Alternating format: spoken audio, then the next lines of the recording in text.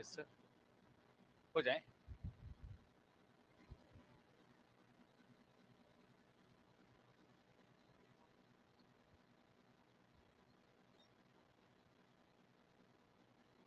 Start करें। Hello and welcome to career power.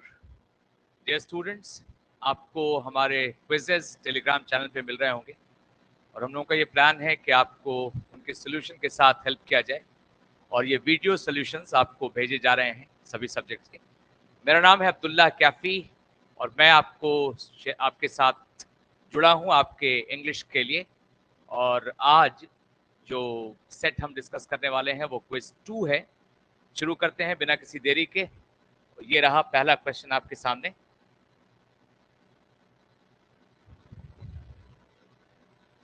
The sentence, it is a question of common error. Sentence एक आसान सा sentence है, आई always prefer working.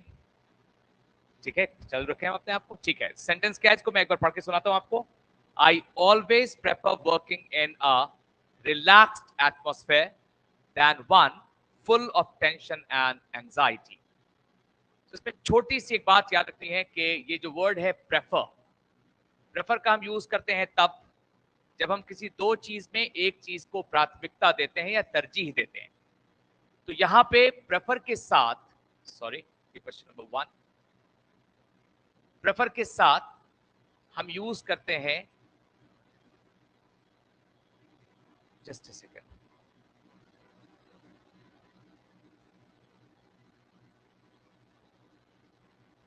Prefer के साथ हम यूज करते हैं। ये ऐसा क्यों हो रहा है, लिख क्यों नहीं रहा है ये?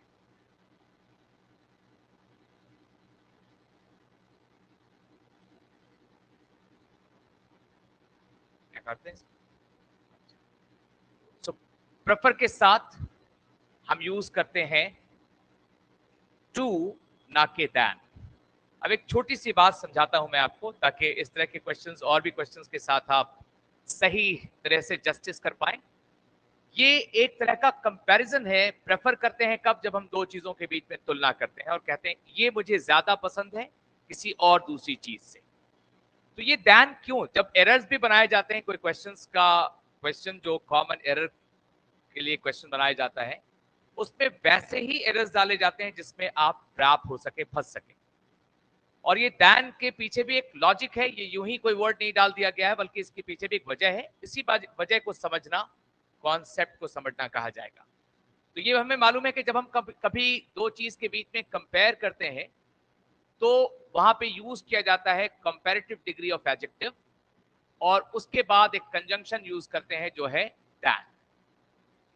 ठीक है, और इस तरह से चूंकि प्रेफर में भी कंपैरिजन का सेंस है कि मैं दो चीजों में कंपेयर कर रहा हूं कि मैं किस चीज को प्रेफर करता हूं। मैं प्रेफर करता हूं एक रिलैक्स्ड एटमॉस्फेयर में काम करने को बनिस्बत किसी ऐसे एटमॉस्फेयर में जो टेंशन से और एंजाइटी से भरा हुआ हो। इस वजह से हम लोगों को यह समझना है कि अगर ये कोई कंपैरेटिव डिग्री ऑफ एडजेक्टिव होता तो यहां पे हम दैन यूज करते, लेकिन ये प्रेफर के साथ जो हम वर्ड इस्तेमाल करते हैं वो होता है टू। इससे उसको हम काट सकते हैं क्या? एनर्जी नहीं मिल रही आज। चल रहा है, लाइव है क्या ये? ऑनलाइन है? ओके ओके, तो खैर कोई बात नहीं, सॉरी फॉर दिस। चलो बात करते हैं। तो प्रेफर के साथ इस्तेमाल करते हैं टू, ना के दैन। दैन के बारे में थोड़ी बातचीत कर लेते हैं। जब हम comparative degree of adjective use करेंगे कभी किसी सेंटेंस में तो वहां पे इस्तेमाल किया जाता है दैन को। जैसे मैं बोलता, जैसे कोई comparative degree of adjective, John is taller than Bill। तो ये एक सेंटेंस है जहां पे हमने कंपेयर किया है दो लोगों के बीच में, दो लोगों की हाइट को। एक जॉन को कंपेयर किया मैंने बिल से, और यहाँ पे जो वर्ड इस्तेमाल किया मैंने टॉलर, ये कंपैरेटिव डिग्री ऑफ एडजेक्टिव है। यहाँ पे हम दैन का इस्तेमाल करेंगे। मगर प्रेफर कोई एडजेक्टिव नहीं है, ये एक वर्ब है जो अपने साथ एक प्रपोजिशन के तौर पे टू लेता है, ना कि दैन। अगले सवाल की तरफ आगे बढ़ते हैं। नेक्स्ट क्वेश्चन, ये रहा हमारा अगला सवाल। Manjeet said that he preferred a white shirt than a colored one on any festive occasion। फिर से जो क्वेश्चन है बिल्कुल सेम नेचर का क्वेश्चन है, फिर से हम लोगों ने सेम वर्ब यूज किया है। फर्क यह है कि प्रेफर प्रेजेंट टेंस में था, यहाँ पे प्रेफर्ड यूज किया है। और फिर से जब इस तरह का वर्ड हो तो ये पहले ही हम गेस कर लेंगे कि इसमें एरर का टाइप क्या होगा। तो प्रेफर के साथ आमतौर पे सेम एरर रिपीट करते हैं वो टू की जगह पर दैन लगा करके। यहाँ भी सेम कॉन्सेप्ट है कि प्रेफर के साथ दैन का नहीं टू का यूज किया जाता है। सेंटेंस है मंजीत सेड, मंजीत ने कहा that he preferred a white shirt, कि वो एक उजली शर्ट पसंद करता है या उसको तरजीह देता है बनिस्बत किसी रंगीन शर्ट के किसी भी फेस्टिव ओकेजन पर। यानी वो रंगीन शर्ट नहीं पहनना पसंद करता है बल्कि व्हाइट शर्ट। तो प्रेफर का इस्तेमाल फिर से किया है, दैन की जगह पर हम टू को इस्तेमाल करेंगे और ये सेंटेंस हमारा करेक्ट हो जाएगा। आगे बढ़ते हैं नेक्स्ट क्वेश्चन की तरफ। ये रहा हमारा अगला सवाल और इस क्वेश्चन में देखते हैं, no variety of mango produced in our country is as tasty as this variety। ये याद रखना है कि एक छोटा सा एक कॉन्सेप्ट है, इसको समझ जाइएगा तो ऐसे बहुत सारे क्वेश्चंस आप आसानी के साथ बना पाएंगे। कि जब भी मैं कभी किसी ग्रुप में से किसी एक मेंबर को अलग करूं, ये ग्रुप हो सकता है किसी भी चीज का, जैसे ये पूरी दुनिया है और इसमें ये मेटल्स हैं, जितने भी मेटल्स हैं दुनिया में वो यहाँ पे हैं। उनमें से एक को मैंने बाहर किया और उस मेटल का नाम है आयरन, और मैं इस आयरन को बचे हुए सभी मेटल्स के साथ इसकी तुलना करता हूं सर, इसकी तुलना करता हूं बचे हुए तमाम मेटल्स के साथ। और इस तुलना के लिए मैंने अगर यूज किया है कंपैरेटिव डिग्री ऑफ एडजेक्टिव, समझने की कोशिश करनी है। तो यहां पर मुझे इस बात का ख्याल रखना होगा, अगर मैं ये कहूंगा कि iron is more useful than any metal in the world।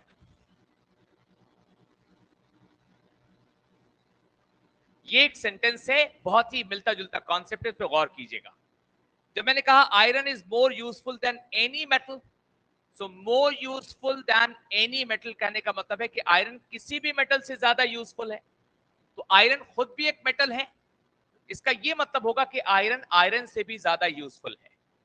तो मुझे इस सेंटेंस में कुछ ऐसा करना पड़ेगा जिसमें आयरन दूसरे मेटल्स के साथ दूसरे मेटल से अलग हो जाए। यहां पे दो टर्म्स ऑफ कंपैरिजन है, एक है आयरन और एक है एनी मेटल। तो ऐसा कुछ करें हम जिससे आयरन इन दूसरे मेटल से अलग हो जाए। उसका सिंपल सा तरीका यह है कि हम एनी के साथ क्या लगा देंगे, अदर।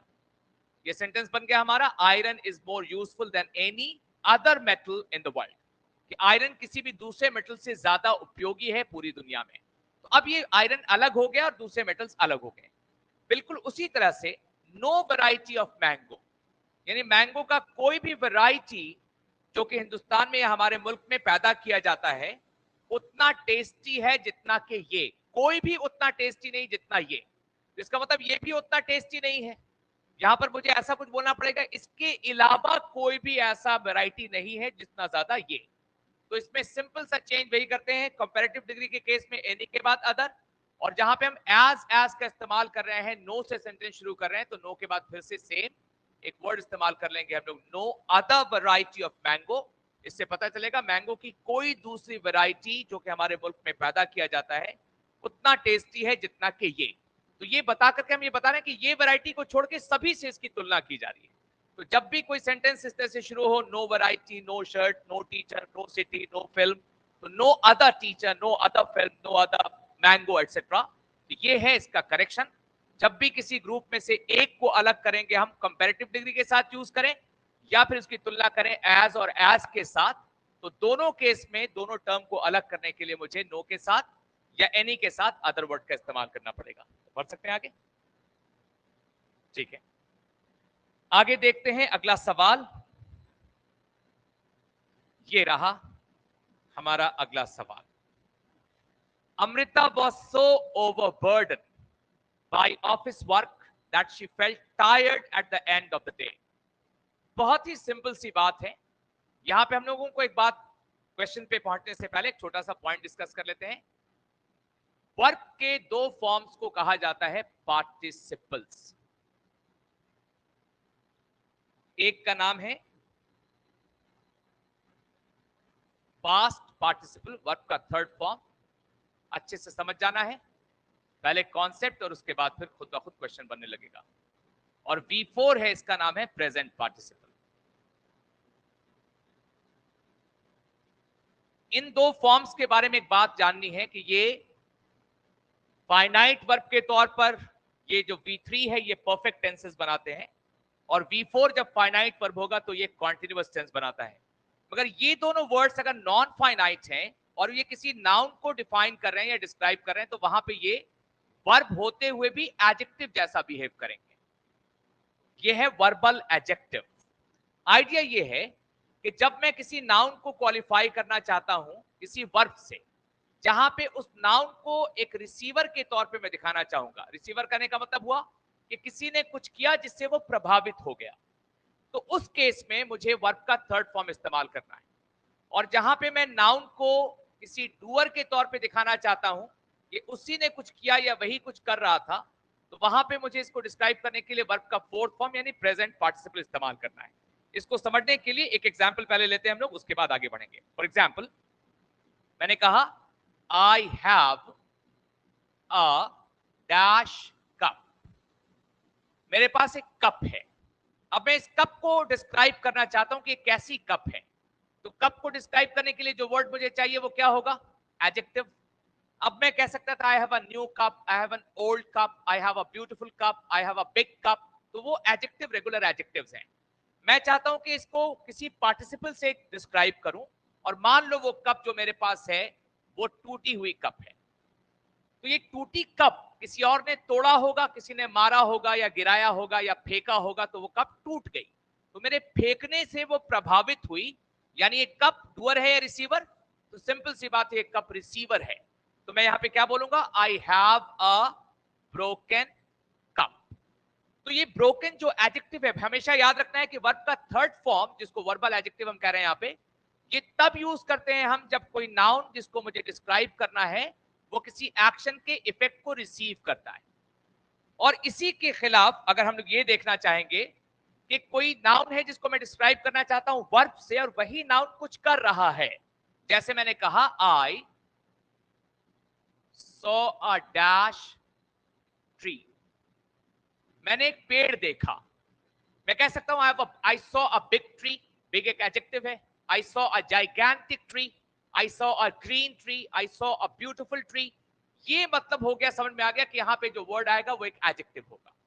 तो जो एडजेक्टिव है तो वो एडजेक्टिव है, लेकिन जब वर्ब को मैं एडजेक्टिव बना के प्रेजेंट करना चाहूंगा और मैं ये बोलना चाहता हूं कि ये पेड़ जब मैंने देखा तो ये जल रहा था, इसमें से आग निकल रही थी, तो ये पेड़ ही जल रहा था, ये कुछ कर रहा था।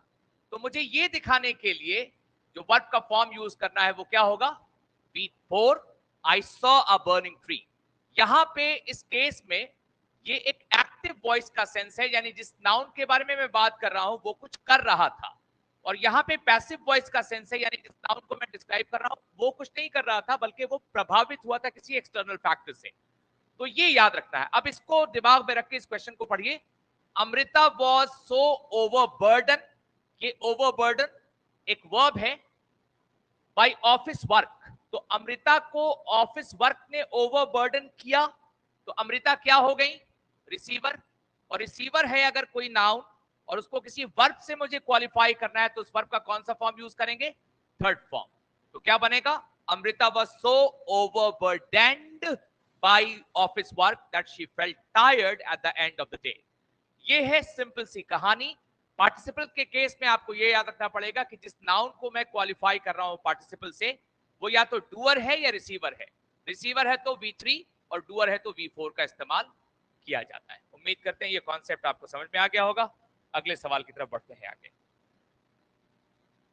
ये रहा हमारा आखिरी सवाल। वाह, तो बड़ा अच्छा हुआ। तुमने अच्छा किया निबाह न की, हम भी कुछ खुश नहीं वफा करके। शेर भी सुनते रहेंगे हम लोग साथ साथ। आपके लिए एक शेर है, अच्छा सा एक शेर याद आ गया, सर को भी सुना देता हूँ, आप लोग भी सुन लीजिए और बच्चे भी सुन लें। एक शेर आसान सा, खुदी को कर बुलंद इतना कि हर तकदीर से पहले खुदा बंदे से खुद पूछे, बता तेरी रजा क्या है। अपनी तैयारी का वो मकाम, वो लेवल होना चाहिए कि क्वेश्चन सेटर भी समझ पूछे कि भाई कौन सा क्वेश्चन बनाए कि तुम नहीं बना पाओगे। तो आप अपनी तैयारी को इतना स्ट्रांग रखिए कि क्वेश्चन बनाने वाले थक जाएं लेकिन आप मुस्कुराते रहें। कॉन्सेप्ट बेस्ड लर्निंग इसी को कहते हैं। चलिए अगले सवाल को देखते हैं। ये एक आसान सा सवाल है। There were no less than 50 persons in the dining hall. कि डाइनिंग हॉल में 50 लोगों से कम लोग नहीं थे। सिंपल सी बात क्या है, एक एडजेक्टिव है हमारे पास फ्यू, एक एडजेक्टिव है हमारे पास लिटिल, और दोनों का मतलब होता है थोड़ा। लेकिन फ्यू का इस्तेमाल करते हैं हम काउंटेबल नाउन के साथ। मैं इसमें लिखूंगा PCN, प्लूरल काउंटेबल नाउन। और लिटिल का इस्तेमाल किया जाता है अनकाउंटेबल नाउन के साथ। मैं अपने क्लास में इसको लिखता हूं UCN, अनकाउंटेबल नाउन। तो सिंपल सी बात यह है कि लेस जो वर्ड है ये लिटिल का कंपैरेटिव डिग्री है। और ये लिटिल का इस्तेमाल मैंने अभी उधर बताया कि इसको यूज करते हैं अनकाउंटेबल नाउन के लिए। यहां पर लेस या लिटिल का ही फॉर्म है, कंपैरेटिव डिग्री है। किसके लिए यूज किया हम लोगों ने? पर्सन्स के लिए। पर्सन एक प्लूरल काउंटेबल नाउन है। तो सिंपल सी बात है कि इस लेस को बदल देंगे हम फ्यूअर से, और ये सेंटेंस हमारा सही हो जाएगा। फ्यूअर क्यों? क्योंकि आगे दैन है। ये याद रखना है कि दैन के पहले आने वाले एडजेक्टिव का डिग्री हमेशा कंपैरेटिव होता है। तो बनेगा there were no fewer than 50 persons in the dining hall। तो एरर का पार्ट हमारा हो गया सेक्शन पार्ट 2। उम्मीद करते हैं सभी सवाल आपको अच्छे से समझ में आ गए होंगे। इसी तरह से छोटे छोटे वीडियोस के साथ आपके साथ मुलाकात होती रहेगी। बने रहिए हम लोगों के साथ हर तरह के क्वेश्चंस के लिए। अपने फीडबैक देना ना भूलिएगा अपने, जब आप ये वीडियो देख रहे होंगे तो। और आपका कोई सजेशन, कोई एडवाइस है तो जरूर से जरूर शेयर कीजिए ताकि अपने वीडियो में हम लोग उसको इनकॉर्पोरेट कर सकें। शेयर कीजिए वीडियो को अपने दोस्तों के साथ, बने रहिए और सीखते रहिए, अपनी तैयारी को पक्का कीजिए। Thank you so much, see you tomorrow, bye bye.